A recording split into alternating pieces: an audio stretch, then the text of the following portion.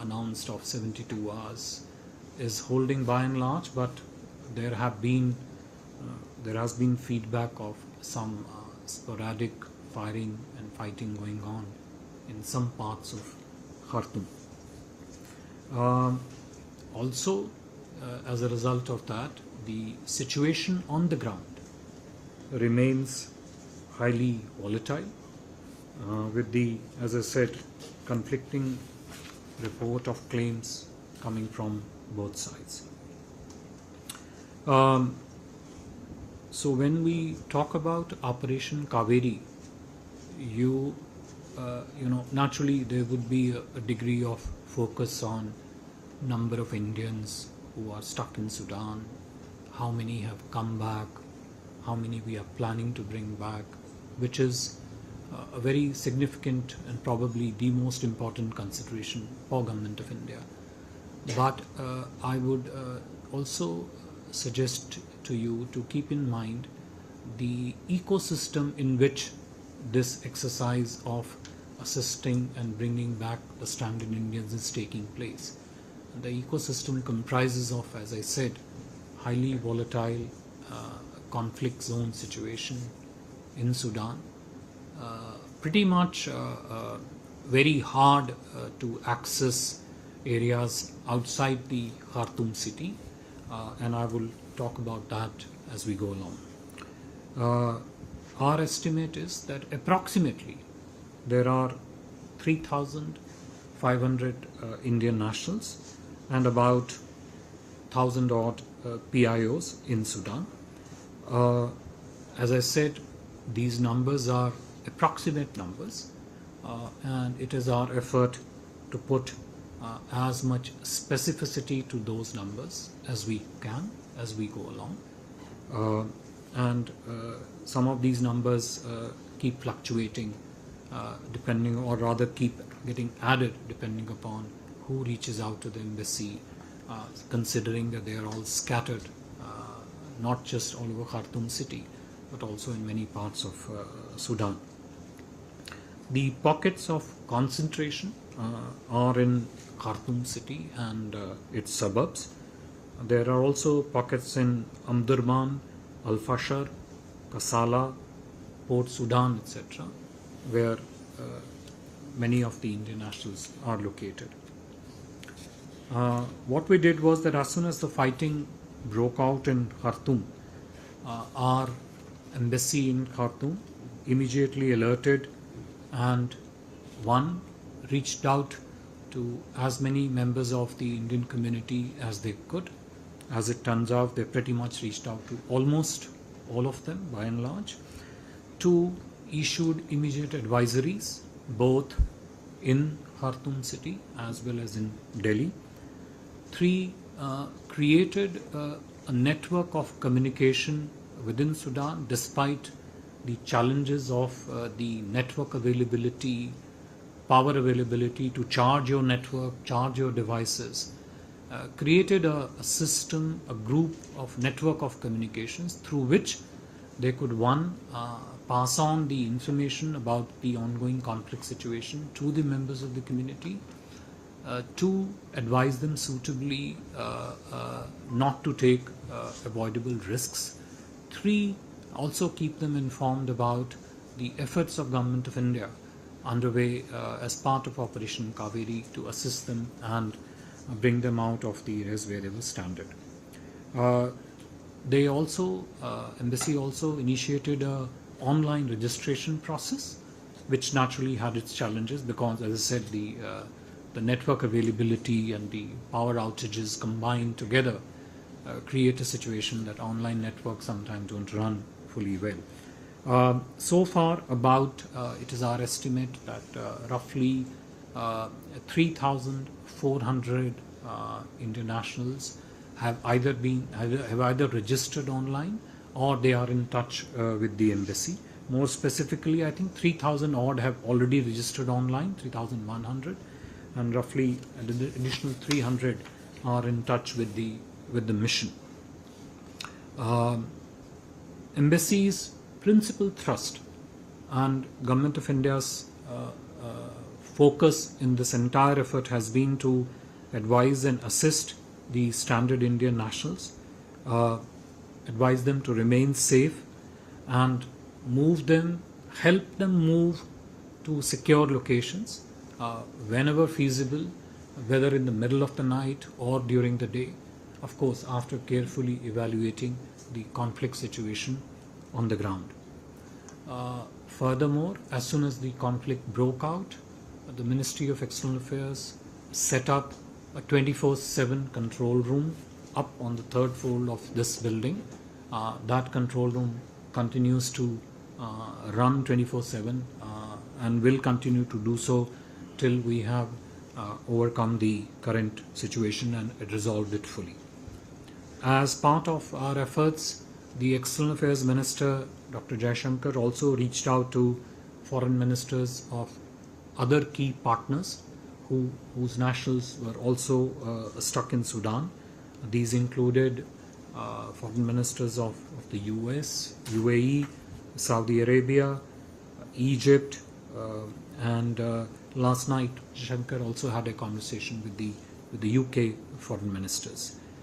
This is over and above his meetings with the UN Secretary General in New York on April 20th, focused exclusively on the situation in Sudan with a view to making an assessment that would help Government of India efforts to bring back the stranded Indians there.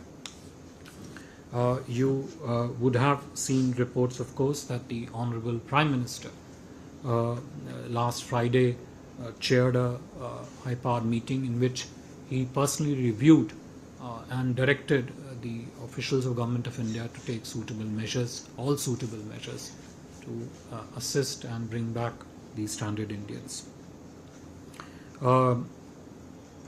As part of our efforts, two C-130 aircraft of Indian Air Force have been mobilized and are constantly positioned in Jeddah, have been there since 19th of April. We also set up a control room in Jeddah and a control room in Port Sudan. So we have two control rooms working along with our embassy. So there's a full triangulation of efforts between control room in Jeddah through our consulate and mission in Riyadh, through the control room team in Port Sudan, which is the northeastern coast of Sudan, and our embassy in Khartoum city. And of course, each of these three hubs are coordinating their efforts and direction to bring back the stranded Indians with the headquarters in Delhi. Two naval ships have also been positioned as part of Government of India efforts. INS Sumedha was the first one to dock, picked up roughly 300 odd Indians yesterday, brought them to Port Jeddah, and is today back in Port Sudan to fetch the next group of Indians and bring them to safe harbors. Yesterday, the other ship, INS Teg, also docked at Port Sudan, bringing, of course, our control room team and additional resources which were required for this purposes of bringing back the stranded Indians. I'm informed that third ship, INS Tarkash, has also reached Port Sudan today as part of our efforts. Now, as I mentioned in my earlier remarks, the conflict zone surrounded around the city of Khartoum. So when we started issuing advisories and started looking at the pathways to exit from the conflict zone into the safe areas, we had to pursue a land corridor of roughly 850 kilometers from Khartoum to Port Sudan. So just to orient you in terms of the scale, besides the number itself, just the sheer scale of Operation Kaveri. So if Khartoum city is the middle, 850 northeast of that is the Port Sudan. which is where, as I said, it's an area of relative safety with the ability for not only ships to dock, but also the availability of airstrip for the C-130 aircraft or other aircraft to land there. Approximate journey time, depending upon whether you are traveling in the day or through the night, can easily be between 12 to 18 hours. And add to that, there is another complexity of the availability of diesel fuel for buses. I know it sounds very trivial to talk about diesel availability and bus availability, but on the ground, these are real logistical challenges which, as part of our relentless and ongoing efforts, were addressed, resolved, and we were successfully able to bring out a large number of Indians, and numbers I can talk to you later on about it. Our mission in Khartoum worked through and through, day and night, and managed to arrange buses at different locations in the Khartoum city to mobilize people, including from the particularly conflict areas in central Khartoum, in the two districts, Amata district and Khartoum 1 and 2. When the first convoy left Khartoum city for Port Sudan, 2 of our embassy officials accompanied that convoy in order to ensure that there were no problems on the way, and if there were, then at least they were handled and resolved. Mission also made arrangements along with the members of the community in Port Sudan, arrangements for stay and food for the stranded Indians at one of the facilities. And most importantly, when they reached Port Sudan, full arrangements were in place to provide them with necessary documentation, mainly because being the conflict zone, all of them being in conflict zone, many of them were not in a position to carry their documentation with them. So to facilitate their documentation was a critical necessity before they could be evacuated out from there. As we speak, we have a situation that roughly in total 600 odd people, Indian nationals, have either arrived in India or are on their way. So 360 of them arrived by a charter Saudi Arabia flight yesterday night. Another 246 are being flown to Maharashtra state in a commissioned C-17 flight. We currently have approximately, give some leeway on the numbers, approximately 495 Indian nationals who are in Jeddah as of now that we speak. These numbers will either go up or come down depending upon the flows in from Port Sudan and depending upon the evacuation from Jeddah to India. Also, as we speak, there are 320 Indian nationals who are in Port Sudan currently stationed. We have more number of buses moving from Khartoum city to Port Sudan. And as I said, INS Sumeda, our ship is already there. INS Tarkash is about to dock there.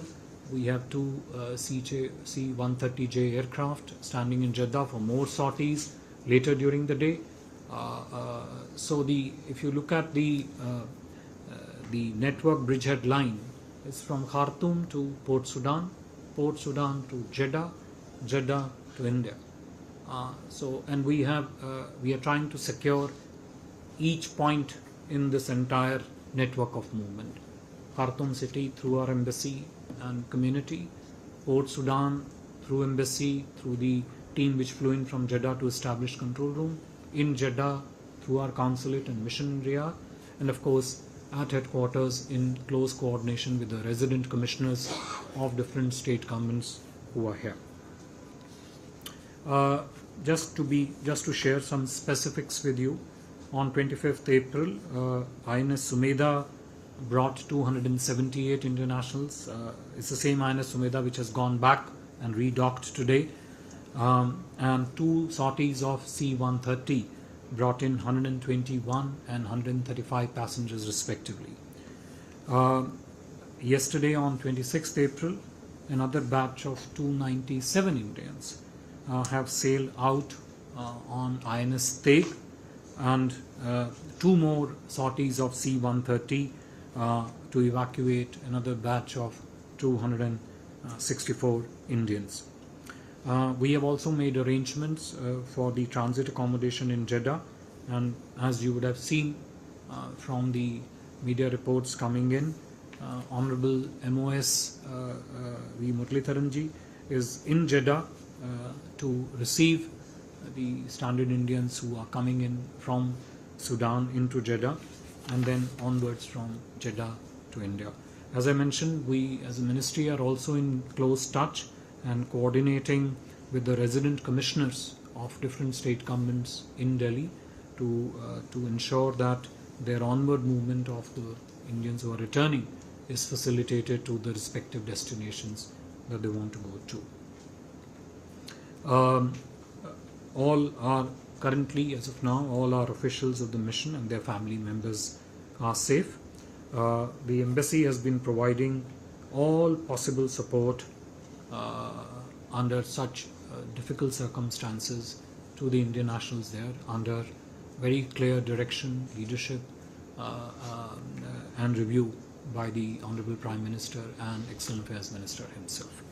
I would stop here, and if there are questions, we'll be happy to take them. Thank you, sir. Open the floor for questions. Please introduce yourself and the organization. I'll start with Shinja. Sir, times now. You've given a lot of figures of how many people have come by ship, by Teg, Tarkash is already there, Sumedha. You've spoken of the C-17, and it's really a kind of taking people by plane up to a certain part out of Sudan and all that. Apart from the people in Port Sudan, how many people are left in Sudan? How many Indians are left in Sudan, apart from those who are already in Port Sudan? Siddhant. So Siddhant from Beyond. So the role Saudi Arabia played in the entire evacuation process, because we have our entire operation center in Jeddah. If you can elaborate on that. One second. Yeah, microphone behind you. Go ahead, Akhilesh. So Akhilesh Suman from Sansar TV. Whether they are giving us corridor, safe corridor for evacuation. Who's they? They means the warring groups. Oh. Warring groups in Sudan. And are we taking any sort of consent that whether they will give some ceasefire when people are moving from one place to another place? Yeah, go ahead. So Aishwarwal from ANI. Sir, do we have any plans in place to evacuate citizens of other nations as well? We saw the tweet by Sri Lankan Foreign Minister. So do we have any plans in place on that? And also, do we have any requests from other countries who are seeking India's assistance in evacuation? Okay. Take one last one. Yeah. Okay. Go ahead. Hi sir, Rishikesh from PTI. Do we have some kind of arrangement with RSF? As yesterday when people reached T3, they were saying that जब हम कहते थे कि हम Indians हैं, तो कहते थे ठीक है आप जाओ. So do we have some kind of arrangement with RSF? And second, several people, as I understand, several people also crossed border towards South Sudan. So if you elaborate the number of how many people arrived in South Sudan. Okay. Thank you. So maybe I'll give the floor to you.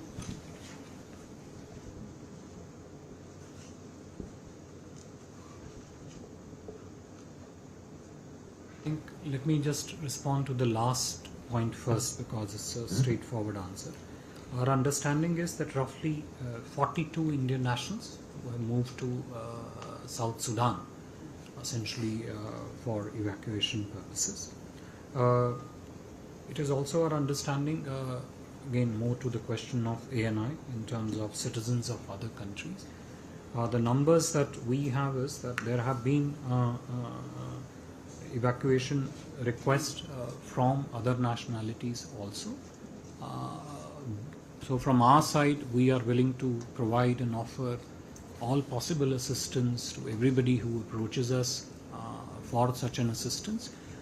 Of course, this is subject to the fulfillment of all the procedures which may be required to be completed because there is a transit country involved in this case, Saudi Arabia. The third point which Siddhant you mentioned about the assistance by the Saudi authorities. Look, we have been working very closely with the government of Saudi Arabia, the leadership of Saudi Arabia, and they have been extremely helpful, supportive and cooperative in this endeavor, and we are extremely grateful to them for that because the positioning of our control room in Jeddah,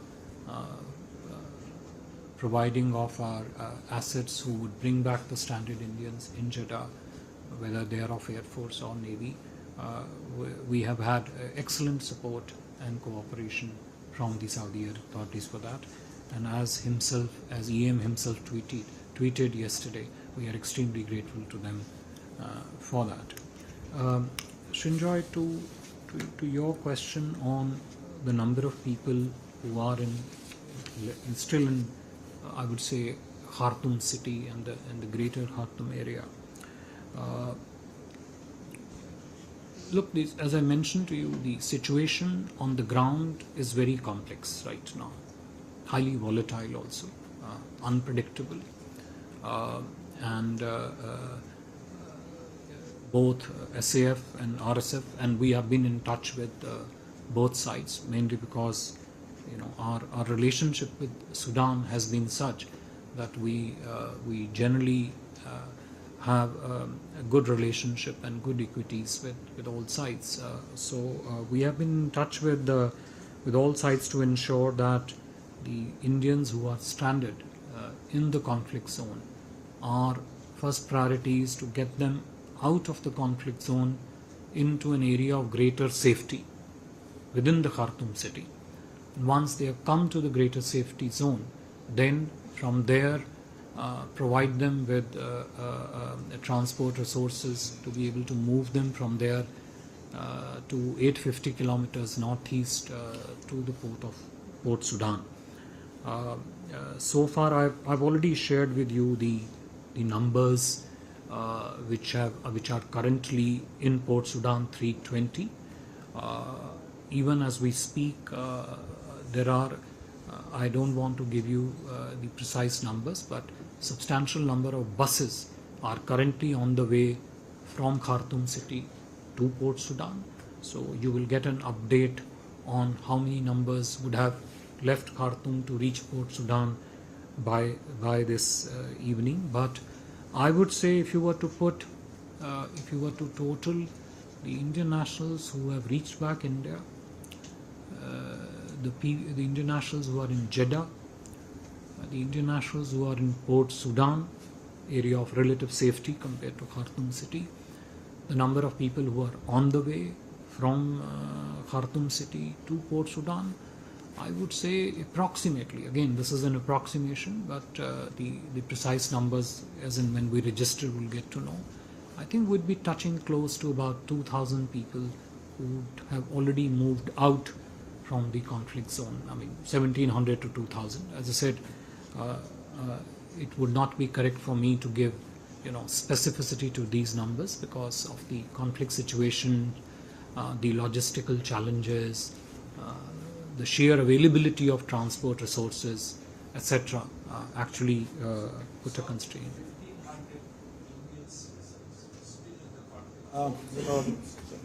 As I said, no, you see, you have to understand when you say conflict zone, where is the conflict zone? So when you, if you bracket, let's say X number of Indian nationals still in Khartoum city, it's not necessary that all of them may be in the conflict zone within the Khartoum city. There are other areas of Khartoum city which are, the city itself is of course volatile, but it's a question of relative safety of different locations within the city. And I think given the complexity and the nature of this assistance Operation Kaveri, I think it would be absolutely incorrect for me to even speculate that X number is.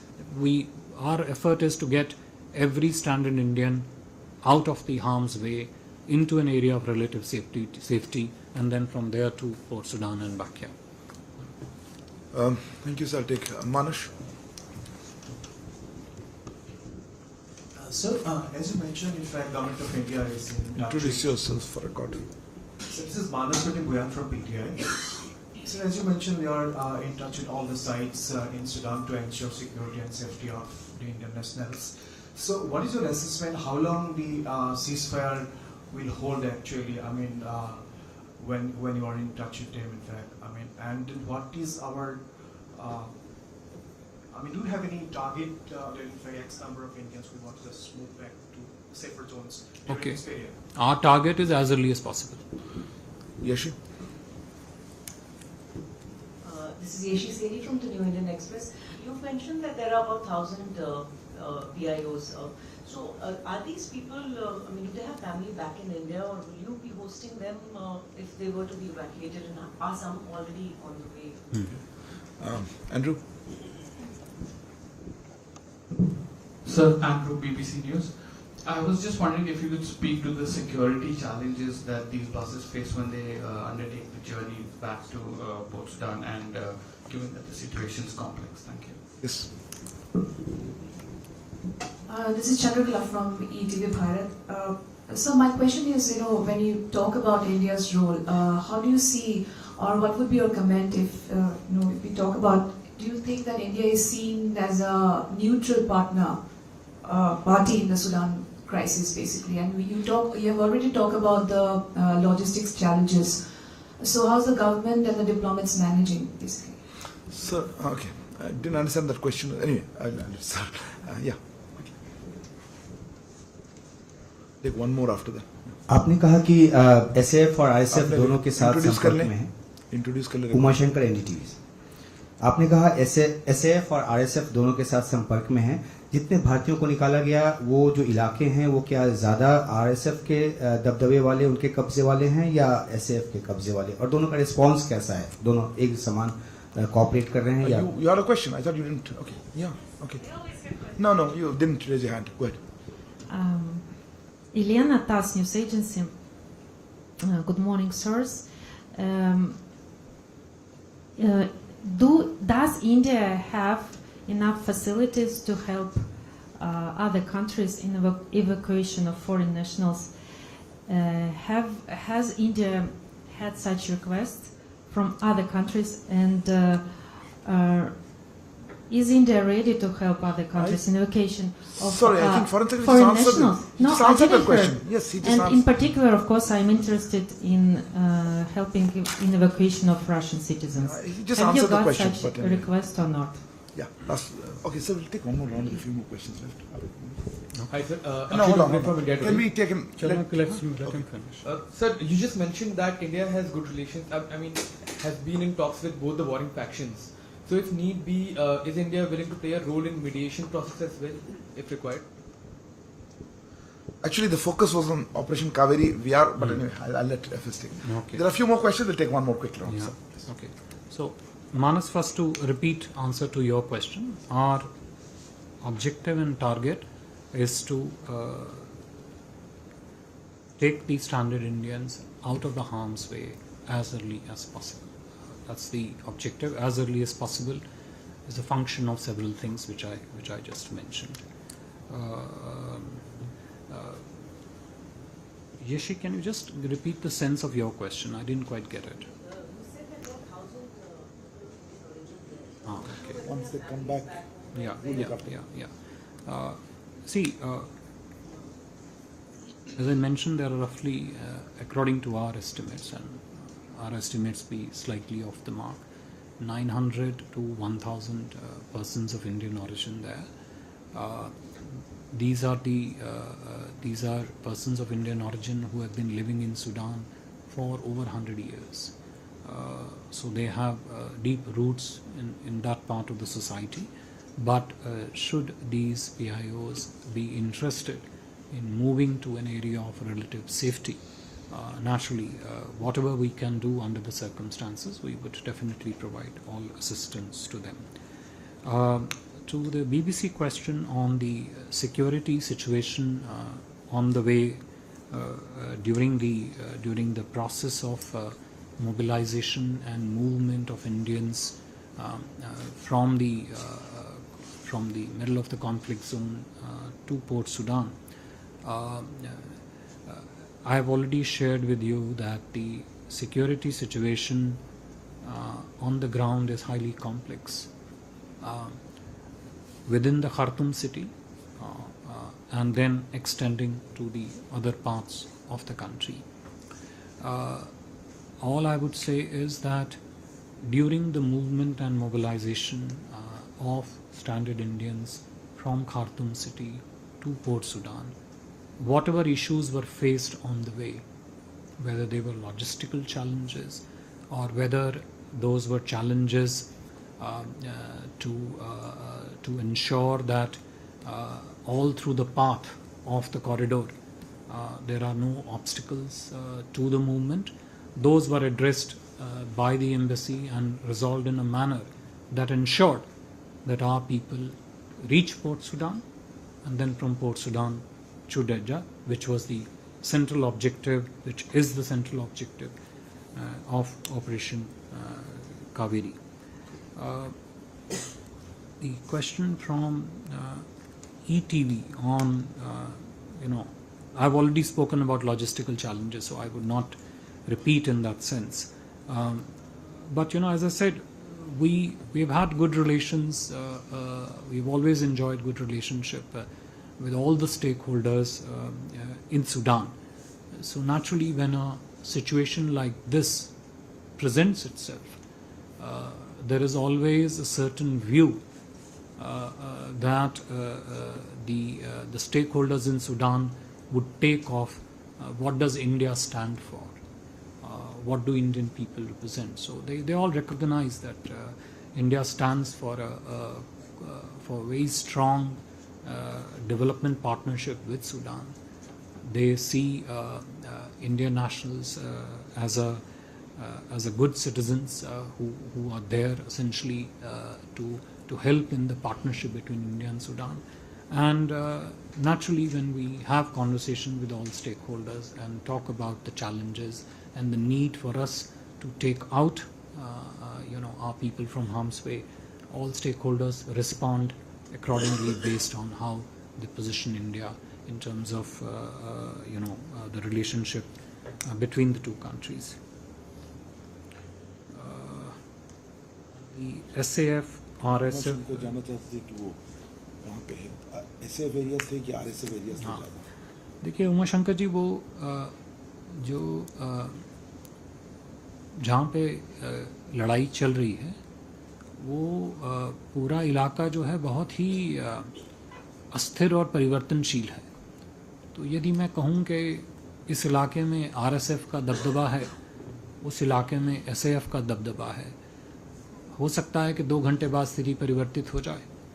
तो ये कहना कि किन क्षेत्रों में SAF का वर्चस्व है और किन क्षेत्रों में RSF कंट्रोल में है, स्थिति की अस्थिरता को देखते हुए ऐसी कोई भी टिप्पणी करना मेरे ख्याल से तथ्य आधारित भी नहीं होगा, क्योंकि ग्राउंड पे जो सिचुएशन है वो लगातार बदल रही है. We have received, I think, to the question from TASS agencies, a few requests from foreign countries for evacuation. As I said, our effort is to help everybody we can, subject to, of course, as I said, the regulations of the transit country also, which has to receive them. But from our side, we'll try anybody whom we can to move out of conflict area into the safety. Of course, we have to prioritize naturally Indian nationals who are there. Sorry? I can check and get back to you on that one. I think the last question on Warring factions. I think warring factions are answered already. Sir. I think that question I've already answered. Since there's interest, we'll just take a few, but I can't take that many questions. Yes, ma'am. Go ahead. Sir, I'm Suchitra from News in Tamil. Sir, I would like to know whether any more of Indian citizens are injured during the conflict or rescued from for the vacuum. Yes, sir. Go ahead. Yes, sir. Sanjay here from Arab News. My question is that, as you said, that Saudi Arabia is providing logistical support in Jeddah. Is Saudi Arabia also providing strategic support on the ground in evacuation of the Indian nationals in Sudan? Yeah, go ahead. Sir मैं विशाल पांडे हूँ जी news से। आपने जानकारी दी कि लगभग 2000 नागरिकों को conflict zone से बाहर निकाला जा चुका है। कोई एस्टिमेटेड टाइम कि जो ऑपरेशन कावेरी है कब तक वो खत्म होगा? क्योंकि हालांकि हालात वहाँ पर बहुत अभी ठीक तो नहीं है। जवाब दिया था उन्होंने। एनीवे ठीक है, टाइम ना जाना था। या बेटा query. Sir, I'm Shailesh Kumar from National Defence. We have seen overwhelmingly successful operation during Operation Ganga, Vande Bharat, and current ongoing Operation Kaveri. So, sir, I want to understand what do you attribute it to, whether the soft power of India or the hard power of India growing, and we are successful in carrying out operations at such a large scale, almost very distant part of the world. So Rishi this side from the New Indian. First question, sir.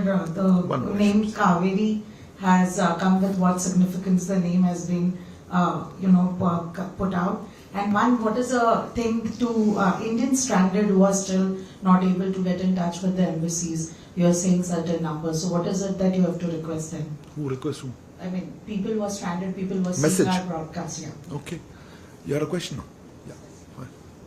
No, I think with the last one here. I'm just too many questions. Apologies. So this is Vishal from TD News. Though the question has already been asked, but still I would like to frame.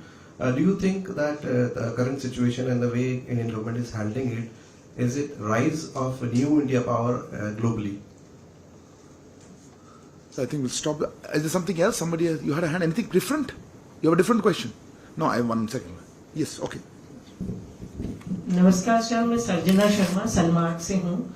आपने जैसा कहा कि आप दोनों पक्षों से संपर्क में हैं, और क्या आप ये उम्मीद रखते हैं कि जब 850 किलोमीटर का लंबा कॉरिडोर, रोड कॉरिडोर होगा, तो सेफ पैसेज देंगे ये दोनों पक्ष भारतीयों को और किसी तरह की हिंसा नहीं करेंगे उनके साथ? बट ये तो उत्तर दे दिया है साहब ने। सर मैं hand over the floor to you. Sanjay ji, जो आपका प्रश्न है कि वो सेफ पैसेज देंगे, किसी को हताहत नहीं करेंगे, उसका प्रमाण तो लगभग 1700 उन नागरिकों में है जो कि सुरक्षित रूप से निकल चुके हैं। तो वो अपने आप में प्रमाण है कि जो लैंड कॉरिडोर है 850 किलोमीटर का, वो किस प्रकार से जो है ग्राउंड पे काम कर रहा है। This question about the dead or injured Indians that you talked, I think we have had one very unfortunate and regrettable case where Mr. Albert Augustine, who was killed when he was in a conflict zone with a stray bullet. We understand his body is still in Khartoum, and our embassy is in touch with all the stakeholders to ensure that we address this issue correctly. I understand that family has already been moved to India, and we are in touch with them, and we will provide whatever mitigation and addressal needs to be provided to the bereaved family. विशाल जी, जो आपका प्रश्न था कब तक ये चलेगा, मैं एक ही शब्द में कहूँगा, शीघ्र अतिशीघ्र। पहले भी कह चुका हूँ, हमारा प्रयास है कि जो भी भारतीय नागरिक इस समय युद्ध के क्षेत्र में फंसे हुए हैं, जितनी जल्दी हो सके शीघ्र अतिशीघ्र उनको वहाँ से निकाल के एक सुरक्षित स्थान पर पहुँचाया जाए, और उसके बाद यथोचित माध्यमों से उनमें उनका भारत वापसी का जो है मार्ग प्रशस्त किया जाए.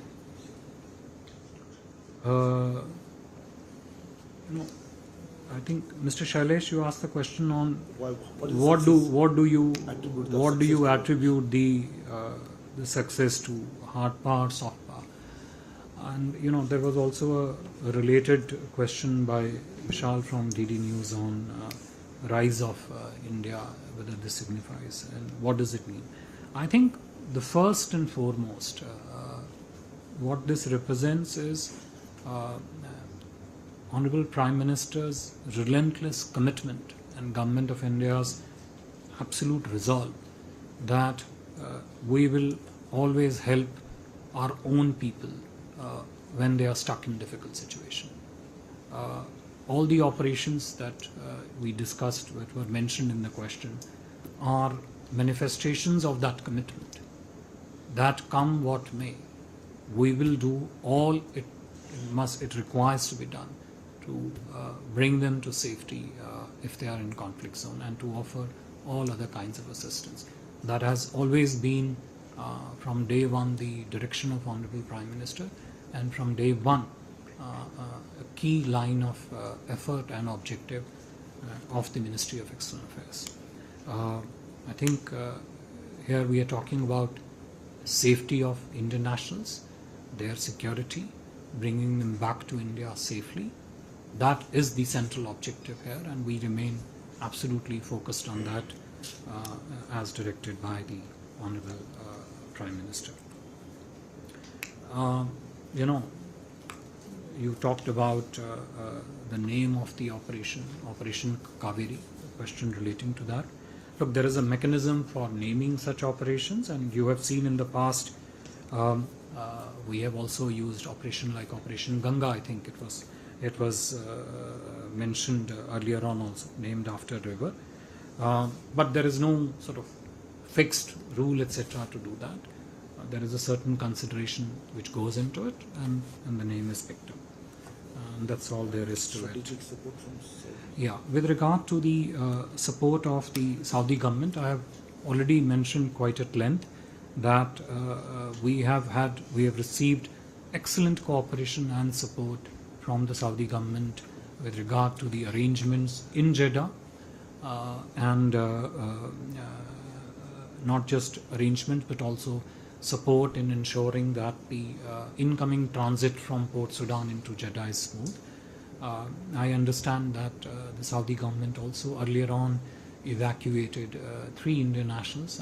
I'm told, I'm not very certain, but I'm told as from media reports that they essentially were employees of Saudi Airline who were stuck in Sudan, and they were taken out. So we have had excellent support and cooperation of the Saudi government, and as I said, we are extremely thankful to them for that. Thank you. Thank you very much, sir, for taking so many questions. Appreciate your presence here, sir, and also of Dr. Pradeep Rajpurohit as well as Shri Satish Shivan. Thank you all for joining us. Stay tuned. We will continue to update you through social media and otherwise how the evacuation of under Operation Kaveri progresses. Thank you. Thank you very much.